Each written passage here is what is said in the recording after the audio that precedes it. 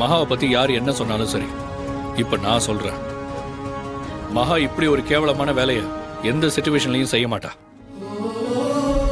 அவ அப்படிப்பட்ட பொண்ணே கிடையாது.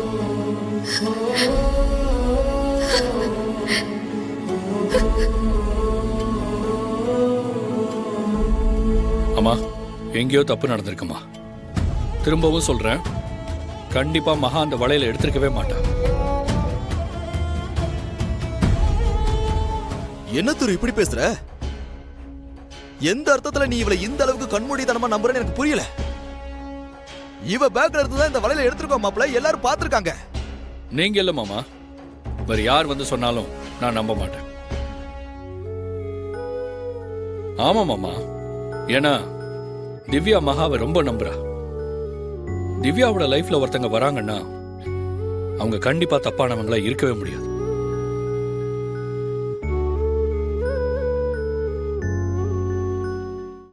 இன்றே டவுன்லோட் செய்து உங்கள் ஃபேவரட் ஷோக்களை என்ஜாய் பண்ணுங்க.